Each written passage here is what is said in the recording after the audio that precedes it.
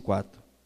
Eu os lacei com laços de amizade, eu os amarrei com cordas de amor. Deus fala ao ser humano, Deus vem ao encontro do ser humano e comunica-se com o ser humano, se revela ao ser humano ao modo humano, com o jeito que o ser humano, ele seduz o ser humano, com o jeito que o ser humano é atraído. Então ele fala assim, ele se comunica assim, não só porque é metáfora. Ah, Deus ficou irado, a gente viu na aula já essa ira aí, metafórica, mas porque é assim que o ser humano entende. É assim que o ser humano entende. Então, quando Deus se revela, como fala aqui no versículo 4, eu os lacei com laços de amizade, eu os amarrei com cordas de amor, Deus vem como um pai. Deus vem como aquele que cuida e transmite uma verdade de amor, para que todos acolham, para que todos cheguem a esse conhecimento, para que todos cheguem ao contato, à união com Ele. Vinde a mim todos vós, ele diz no Evangelho. Mas é um modo humano. Se Deus chegasse aqui e se comunicasse como Ele se comunica com os serafins, ninguém ia entender nada. Ninguém ia entender nada. Ele se comunica ao modo humano. Por isso, estava aqui escrito o agiógrafo, né? Nós precisamos entender aquilo que o agiógrafo quer transmitir, qual a intenção dele, porque Deus também usa dela, é instrumental também aquilo, Deus usa aquilo. E aí a gente chega agora nas camadas de significação, porque é o seguinte, eu olho para esse texto está falando lá da guerra que está acontecendo entre o povo de Israel e os cananeus, e o que isso tem a ver com a gente aqui agora? Será que é apenas um texto que não tem relação com algo do presente, não tem uma verdade por detrás daquilo ali? Quais são as camadas de significado? Olha só, primeira coisa, a gente precisa saber a história. Nós precisamos saber a história. Se você não souber a história de Israel, aqui a gente vai abrindo muitos leques assim, para a gente poder até estudar depois, né? Saber a história de Israel, ler o próprio texto, a gente lê todos os textos do Antigo Testamento, a gente lê o Evangelho, lê um pouquinho do início da história da igreja ali, naquele período que Paulo está escrevendo, os evangelhos estão sendo escritos e tudo mais. Isso é muito importante, porque a gente entende o contexto, a gente entende o que está acontecendo. Por exemplo, todo mundo sabe aqui que houve um momento em Israel em que o reino foi dividido em norte e sul, e que havia profetas que eram profetas do reino do norte e profetas que eram do reino do sul. Isso tudo faz muita diferença para a gente entender. Porque o reino do norte estava vivendo uma coisa, o reino do sul estava vivendo outra. E a gente entende o problema ali, o que estava acontecendo. O padre João Paulo fez isso na homilia do domingo, né? Ele voltou um capítulo lá do livro dos reis, deu uma contextualizada, e aí ele trouxe para agora. Imagina só, se ele não faz isso, a gente já está meio que assim, o que está acontecendo, hein? Fugiu para o deserto, mas por quê? Aí ele retoma. Como é que isso fica muito claro para a gente entender o que aconteceu historicamente? Aí o padre João Paulo faz o salto, né? Que nós também corremos. Tem texto que o salto é mais simples, tem texto que a gente precisa meditar um pouquinho mais nele. Mas é isso, a gente precisa entender a história, precisa entender o que está acontecendo ali. Por que isso aconteceu? Como essa briga, essa confusão foi resolvida? Qual é a origem disso daqui? Isso tudo a gente precisa saber na história. Outra coisa importante, a gente precisa perceber quais são os elementos ali no texto. Os elementos permanentes. E eu já coloco o terceiro, que são os elementos transitórios.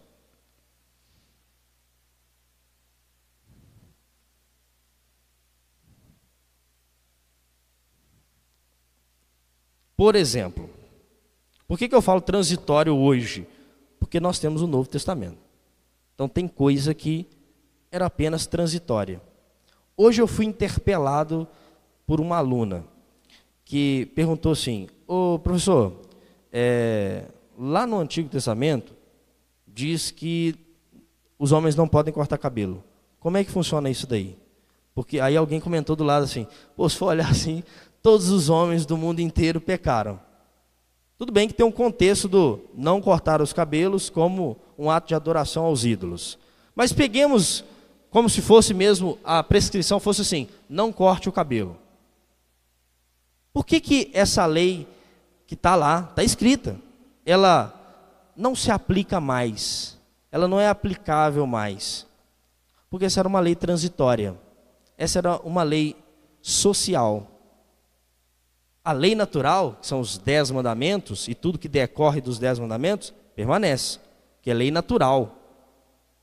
Mas a lei social não tem mais. A lei ritual, aquele que pecar, vai até o templo, oferece uma pombinha, assim, assado, prescreveu isso aí, isso não faz mais.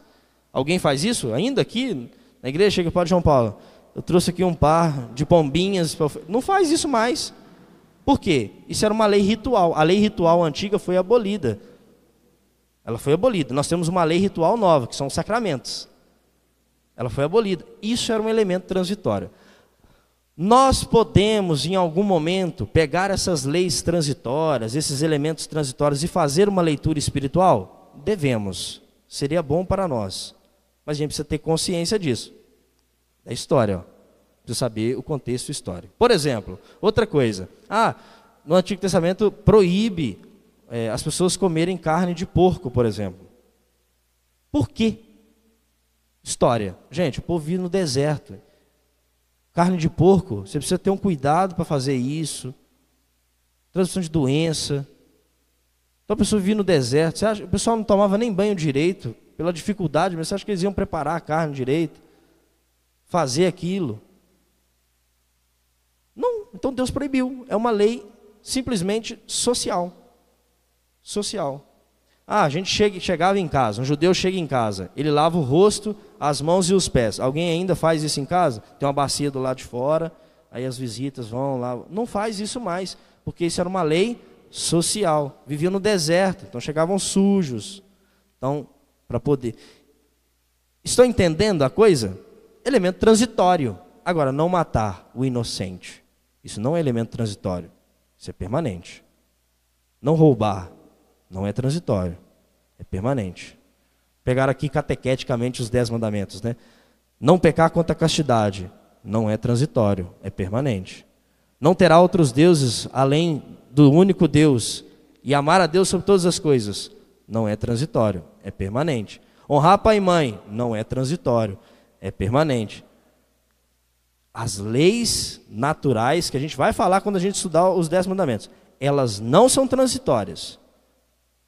Ao mesmo tempo, não só falando de lei, né? Ao mesmo tempo tem eventos que a gente olha e são elementos passageiros, transitórios. Sim, aconteceu naquele momento ali e tudo mais, mas segue. Mas tem elementos que são permanentes. Por exemplo, Davi, ele tinha um amigo chamado Urias. Conhecem Urias? Davi e Urias? Davi, então, trai o seu amigo, né? Ele se deita com a mulher dele e tem um filho. O filho vai ser Salomão, inclusive. Davi ainda é pior, né? Porque ele coloca Urias na frente do campo de batalha, depois de não conseguir o seu primeiro plano. Urias morre no campo de batalha, sendo fiel ali a Davi, ao rei. E o profeta Natan chega perto de Davi e conta lá uma parábola assim para ele, né? E Davi então vê que está falando é dele. Aí o Davi compõe um salmo para mostrar o seu arrependimento. Alguém sabe que salmo é esse? O Salmo 50. E a gente olha lá o Salmo 50. Gente, a gente conhece a história de Davi. Depois o que Deus faz com Davi. Quem Davi se torna depois disso tudo. Esse é um elemento transitório ou permanente? Esse é um elemento permanente, porque a gente vê a conversão da pessoa. E o tempo todo nós estamos ouvindo lá no texto do Evangelho, Jesus, convertei-vos.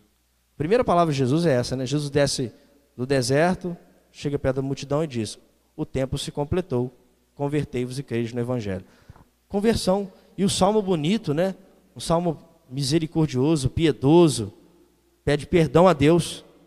Então a gente percebe que qual que é o elemento permanente ali? Não é o pecado de Davi, mas é Deus o tempo todo chamando. Está percebendo os elementos permanentes e os elementos transitórios? A gente precisa ler o texto assim, ok? Outro ponto importante para nós aqui. Deus fala com palavras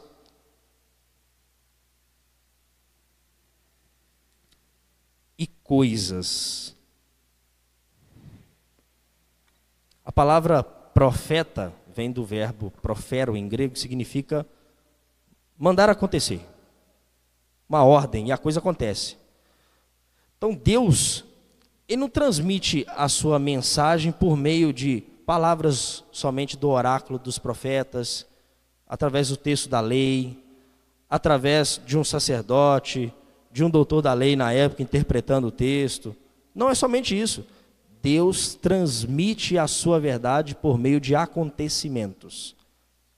Por exemplo, alguém se lembra do que Moisés falou na hora que ele abriu o Mar Vermelho?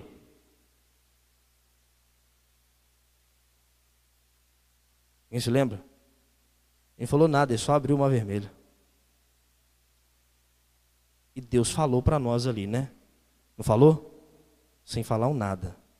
Só fazendo. Ele fez e transmitiu a verdade. A gente olha para aquele texto e lembra, por exemplo, do nosso batismo. Deus que faz a gente sair da escravidão do pecado, atravessa as águas como nós atravessamos na pia batismal, e agora podemos caminhar como filhos. Deus fala através das coisas também, não só das palavras. São princípios importantes para nós. E, por fim, a gente precisa captar ali as verdades eternas. Não só aquilo que permanece para a nossa vida aqui cotidiana, aplicável, conversão, eliminação do pecado, mas as verdades eternas sobre Deus. Deus está se revelando o tempo todo. Ele está se revelando. Ele está falando dele o tempo todo. E a gente tem que escavar o texto ali. Pega os elementos que são transitórios, os elementos permanentes, observamos as coisas, as palavras e captamos o que Deus é. As verdades eternas.